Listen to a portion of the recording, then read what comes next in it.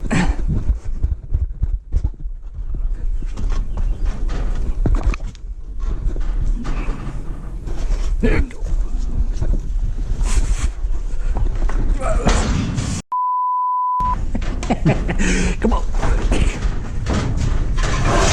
Once I shut the gate, I fell back onto the trailer floor, and Daddy's back was to me, so I couldn't see the damage she had done to him. I was just saying over and over, Daddy, can you breathe? Daddy, can you breathe? I mean, I just watched and listened to him get hit in the back and also being trampled 3 different times. I know that his 78-year-old brittle chest has to be crushed. He just keeps saying, I can move my arms and legs. His concern was being paralyzed, and my concern was his death. Somehow, not a single hoof touched him. He got ran rammed square in the back, and somehow it didn't do any damage. To contrast that, just that 1 millisecond where her pelvis caught my rib, I couldn't cough or brush my teeth for almost 3 months without feeling like somebody was stabbing me in the back. Me and Daddy just laid there on the trailer floor thanking God over and over. I've given Daddy thousands of hugs over my lifetime and told him I loved him just as many, but never like that when we were on that trailer floor. And the way I rationalize that whole situation is that I deserve for Daddy to die that day, and I also deserve all the unimaginable guilt that would have haunted me for the rest of my entire life. But on the other end of the scales was this insanely selfless life that Daddy had lived. It outweighed the idiotic life I'd lived, and God gave him a free pass at 78 years old. But in giving Daddy a free pass, he used an idiot like me and ultimately allowed me to save my own hero's life. For any son out there who looks up to their daddy like I have mine all my life, that's literally a dream come true. After the shock of realizing he was alive had finally settled, this other unimaginable guilt came over me in my soul. I'd been a Christian for almost 3 years at that point. I knew instantly that I didn't deserve this blessing that I was just given. I also knew that I hadn't been pulling my own weight for Jesus Christ. I thought that I had personally experienced hell on earth back in Thailand for those 25 days. But those 5 seconds that it took me to jump into that load and shoot with Diddy, they were completely different. I had to do a lot of thinking to understand what was so significant about those 5 seconds. What made them so much different from the rest of the situation. What I eventually realized is that I got a 5-second taste of what the mentality in hell must be like. Not the physical part of hell, just the overall mindset. I thought that's what I experienced in Thailand, but here's what made all of the difference. If you can feel sorry for yourself for what's been done to you or the situation that you find yourself in, you're not even close to hell. All of the anguish of those 25 days in Thailand combined with the rest of my life's anguish wouldn't equal a single quarter of one of those 5 seconds. Not even close. There wasn't a single second in Thailand where I didn't feel sorry for myself for what I was enduring. Not once did I think you truly deserve all this mental torment you're experiencing right now. You see, hell is a spiritual separation from Jesus Christ, and I'll explain that in the next video. But it's when the shame and guilt that we all rightfully deserve crashes on us like a tidal wave. I had Daddy's life in my hands, the person I look up to more than anybody else in the world, and because of my inaction, he was being violently killed right in front of my eyes. There was zero hope, pure despair and shame. After that 5 seconds that it took me to get into the load and shoot with Daddy, then at least I had a tiny bit of control over the situation. If nothing else, we could die together, and that was a way better option than what I was experiencing. Let me make this real clear though. This incident had zero impact on me becoming a Christian or believing that Christianity is true in any sense. I'm not one of those experience-driven Christians. It was the extreme emotional swings that I think very few people get to experience in their lifetime. So now I want to explain the significance of this experience and how it applies to me today. With me being housebound, there are only around 20 people that I can actually come into personal contact with. Most of those are very close family members of mine. That's only for very short periods of time. There's only 6 people that I can be around without having extreme anxiety. Within that group of 20 close family members, a large minority are either Mormon or Jewish. These are people that I think the world of, and I cherish my relationships with them. In today's society, they're 2 of the most stereotyped religious groups of people in the world. I count it a huge blessing that I know them so well on a personal level. I know what amazing people they are. I also count it a huge blessing that they know me so well on a personal level, because they know full well what a huge idiot I am and the kind of idiotic life that I've lived. When it comes to what I experienced with Daddy, I will never willingly put myself in a position to experience that feeling ever again. The shame and despair of those 5 seconds completely shifted my priorities in this lifetime. The only possible situation I can foresee where I could possibly experience something like that again is me and those family members of mine, along with all my atheist friends, standing at the judgment seat of Christ at the exact same time when our lives end. And they're looking at me with all my drugs and deviancy and sin piled up behind me like a mountain. They only have their little molehills of sin behind them, but Christ only sees his own blood on me. I'm being led into heaven, and my Mormon, Jewish, and atheist friends and family members are asking me, why didn't you warn us? Why didn't you at least try to warn us? That's the only future situation that I can conceive that would come close to the shame and despair that I felt in those 5 seconds with Diddy. My family members know that I'm not claiming some kind of moral or spiritual superiority by saying that I'm a bit biblical Christians. I can't even hold a candle to their character or their spiritual devotion. I'm talking about this strictly from a truth perspective. I'm approaching this like a theological math problem like I spoke about earlier. For example, if 2 plus 2 equals 4, 4 in this case equals the Jesus Christ of biblical Christianity. He's a very specific person who has certain eternal attributes. If those biblical attributes are changed in any way, we're talking about a different Jesus Christ. In this mathematical analogy, I'm saying my Jewish family members believe that 2 plus 2 equals 3. They're theologically right in the ballpark, they just haven't taken the problem far enough. On the other hand, my Mormon family members believe that 2 plus 2 equals 5. They're theologically right in the ballpark as well. They've just taken the problem a little bit too far. I fully understand that they have invested lifelong commitment and extreme personal sacrifice into their answers being correct. I'm Johnny come lately.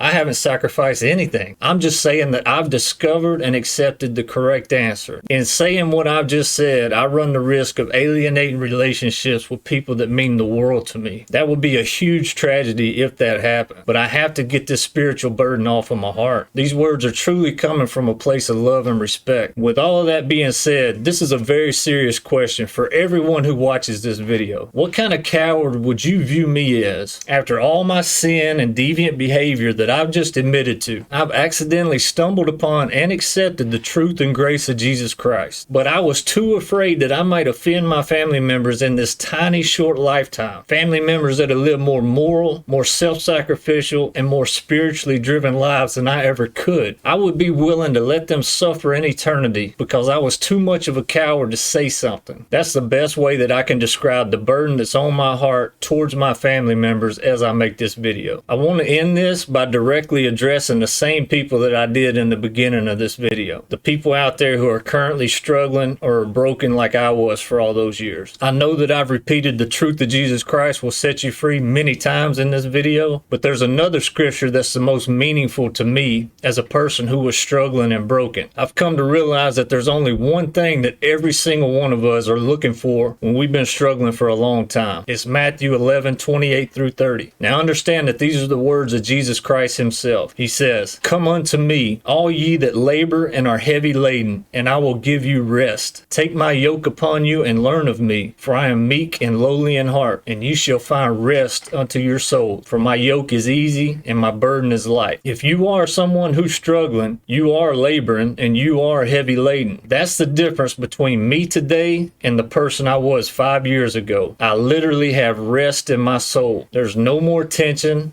anger, despair, regret, you name it. Jesus Christ gave me that rest that he promised to give me. This is an eternal rest in your soul. There's no drug, experience, or medication that can replicate it. He says to take his yoke upon you, for it is easy. Now from the outside, that sounds like it's additional weight and you're going to be pulling something. Like saying, pick up your cross and follow me. That sounds like work. Where's the relief in that? It's the exact opposite of how it sounds though. It's what you've been looking for your whole life, even if you didn't know it. After going through that process, I've realized that Christianity is all about the condition of your heart. If you're somebody who's struggling in life or were abused or are a broken person, you're probably holding on to some anger towards various people. I was an extremely vindictive and angry person 5 years ago. I was holding on to about a dozen different grudges. They ranged from minor to major, but they would all cycle through my head daily and I'd be bitter every time each one of them popped up. Let me explain the worst grudge I was holding and how I overcame it. It's very relevant to what I've discussed in this video. When I was in the midst of my mental health freefall in Hawaii, I went from being the go-to guy to the guy that was the biggest headache in the unit in a matter of about 6 months. When we were in Thailand, I could no longer hide my mental health issues. It was glaringly obvious to everyone around me that something was seriously wrong. You can't avoid sleep and stay in that constant state of peak tension 22 hours a day for 25 days and not have serious consequences. You basically become a zombie, like a hollow shell of yourself. Well, there were two people that were close to me that actually enjoyed seeing my downfall. And they weren't doing it overtly, but in that heightened state of awareness, I'm watching people down to the minute detail. I'm actually reading their hearts through their actions. These were people that I considered friends. I had actually personally helped them advance in their careers prior to my downfall. Every other person around me who I considered to be a friend, they knew something was terribly wrong with me. I could could actually see the pain and frustration in their eyes and actions. They didn't have a clue how to help me. There was nothing they could do. They didn't even know how to approach the topic with me. There were also 2 other grudges related to my OCD condition. I had so much anger built up with them, if those 2 people were on fire, I wouldn't even spit on them. I'd laugh at them. I actually wanted to kill both of them. But those grudges didn't hurt me as bad as my friends. And I think it's the feeling of betrayal that really tips the scales. So here's the teaching of Jesus Christ that started changing my life as an atheist. And I'll show you how it's also the exact opposite from what it sounds like on the outside. This teaching comes from Jesus Christ's Sermon on the Mount. It's Matthew 5:43 through 44. Jesus says, "Ye have heard it hath been said, Thou shalt love thy neighbor and hate thine enemy. But I say unto you, love your enemies. Bless them that curse you. Do good to them that hate you. And pray for them which despitefully use you and persecute you." So let me explain how this teaching logically works in your life. For people who are currently like I was, holding serious grudges and anger, that teaching sounds like a form of masochism where you turn into a doormat for the world. But it's not at all. This teaching is not for the good of your enemies. It's for the good of you. Think about this. How much is the grudge you're actually holding affecting the person you're holding it against? But how much is it affecting you on a daily or weekly basis? I can tell you that the 3 most emotional grudges I was holding had absolutely 0 effect on those people. They probably hadn't thought about me in a decade, but I was being eaten alive with anger towards them. So here's how I put Christ's teaching into practice. I started at the least emotional grudge I was holding, and I genuinely forgave that person in my heart and in my mind. I let all the anger I was holding towards that person go. And you have to do that first. You can't lie to yourself about this. Anytime that person would pop into my mind, I would consciously remind myself that I'm not holding a grudge with them anymore. And that anger that used to gnaw at me and ruin my mood would not even affect me now. And I did that one grudge at a time, genuinely forgiving these people, working my way up the emotional ladder. By the time I got to those top 3 grudges, I was about 6 months into this journey of questioning everything I thought I knew. I'd also been looking in the mirror at the person I was. By then, I had forgiven so many grudges that I finally understood what this teaching was really about. I started out forgiving people to lessen my own burden, and that process was slowly softening my heart. And I eventually realized just how broken my friends must have been on the inside. They saw me seriously struggling, and they found joy in that. Before I got this OCD, I was an extremely broken person, but I would never take joy in one of my friends' struggles. I started realizing that that was a level of brokenness that I couldn't even relate to. I've been slowly figuring out how miserable my life had become as I was letting go of all these grudges. I really had some true peace of mind coming into my life that I hadn't had in a long time. Doing that process of systematically letting go of those grudges while simultaneously looking in the mirror, that really cleared my heart, and I finally accepted Jesus Christ as my Lord and Savior around a month after that. That was also after 6 straight months of learning about all these philosophical and scientific issues. Once you actually receive that rest in your soul from Jesus Christ, you want everybody to experience it, especially those people who you know are struggling. And that's why I'm so glad that I came to Christ the way I did. I didn't get invited by a friend to a church service and have some kind of an emotional experience. I got to see how those teachings had a real life impact on my life as I implemented them. And that's just a tiny part of how the truth of Jesus Christ will set you free. You have to realize that in order for you to be forgiven, you have to be willing to forgive. I hope this video helps some people out there. If you tried the grudge forgiveness thing and it helps, put it in the comments to encourage others. Do the same thing if you have a different approach that worked for you. If you're struggling, don't give up. There really is meaningful life for you if you can push through it. If it's as bad as my situation, you probably need medication first. Don't get frustrated if the first one doesn't work. It took 5 for me to get the right one.